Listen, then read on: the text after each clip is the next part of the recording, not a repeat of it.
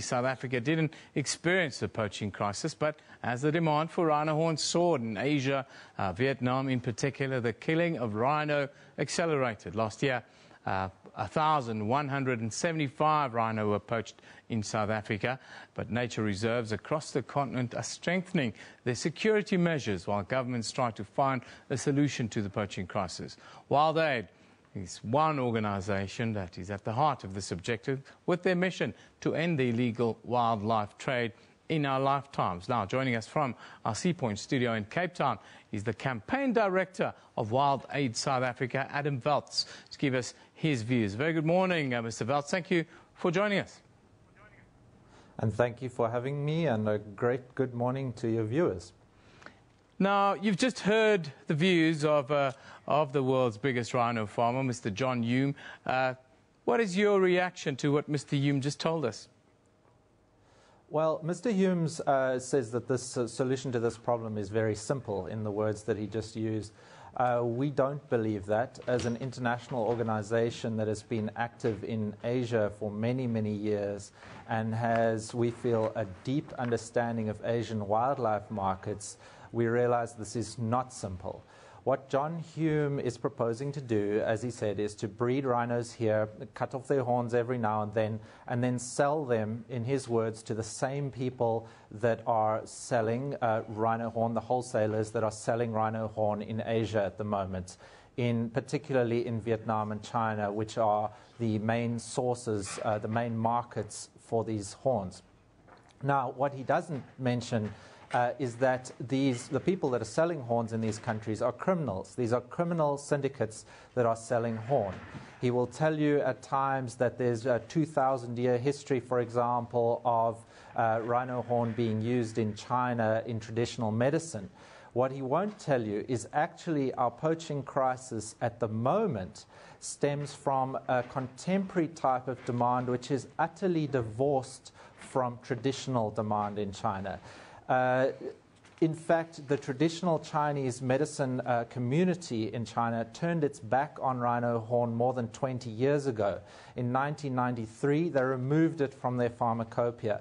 And so in recent years, as I say, what we've seen is criminal syndicates coming up with new marketing techniques and novel reasons for people to buy rhino horn, and that is what is driving our current poaching crisis. So our concern with legalizing the rhino horn trade is that it legitimizes these criminal networks and their lies to people. It legitimizes the idea that this is a product worth buying. And the problem in Asia, when you do that in these massive Asian markets, I mean, remember there are 1.5 billion people in China and Vietnam together, is you can suddenly see runaway demand. This rhino horn could suddenly become extremely fashionable. Enormous numbers of people want to buy it, and we simply do not have nearly enough rhinos in our rhino farms like Hume to supply this demand. And the only way that that new explosion of demand can be supplied is through accelerated poaching. And honestly, if we see an explosion of demand in Asia, we may as well just ship all our rhinos to China and save everybody the trouble, because we will not be able to withstand the force of those criminal networks coming to look for our rhinos.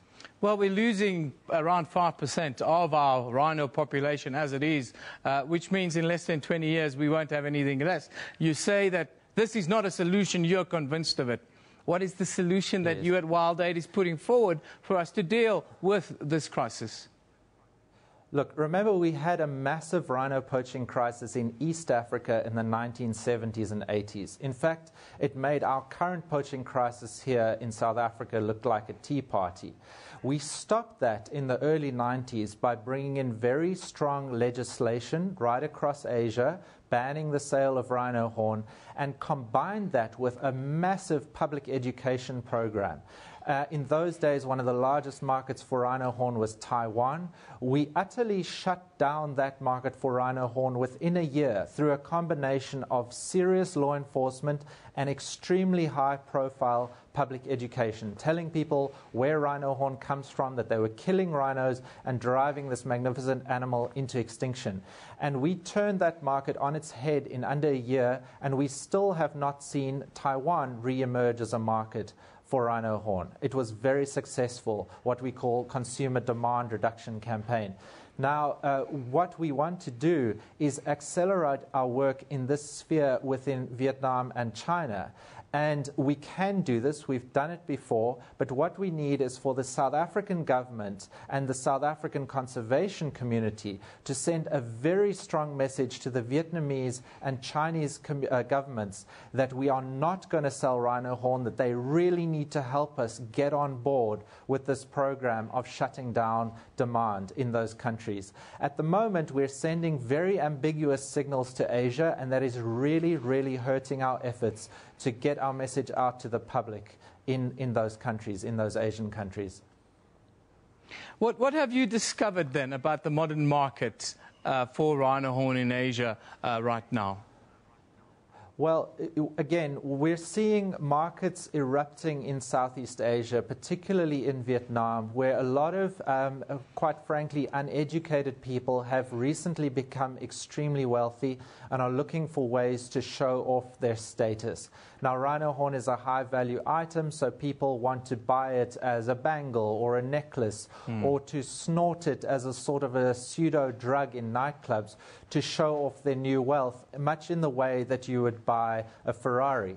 And because they don't understand that a rhino horn comes from a real live rhino that is killed in order to get that rhino horn, they don't see anything wrong with it. Once we know that once we start telling a lot of these people about the criminal networks that are supplying their horn, about the gruesome practice of poaching, a lot of them stop buying it. And if they get that same message from their peer group, from the government, from business people, they do actually stop buying horn. It starts becoming uncool, as it were. And that's what we found, as I say, about the market, is it's driven by fashion, it's driven by superstition, it is not driven by the ancient medicinal use that, John Hume says it is. The other thing I'd like to add just briefly is that John Hume is not, he says his method of farming is the way to protect rhinos. He's lost large numbers of rhinos to disease because they're crowded in on his farm in a way they wouldn't be in the wild. In 2014, he lost 35 rhinos to disease. He's also lost rhinos to poaching. So I don't think that John Hume is doing a whole lot better than our national parks are, for example, in protecting his rhinos. So we should be a little skeptical of his claims, I think. Thank you very much for joining us. That's Adam Welz joining us from Cape Town. He's the director of Wild Aid South Africa. Of course, we're talking about rhino farming, rhino poaching, and, of course, the markets for these products.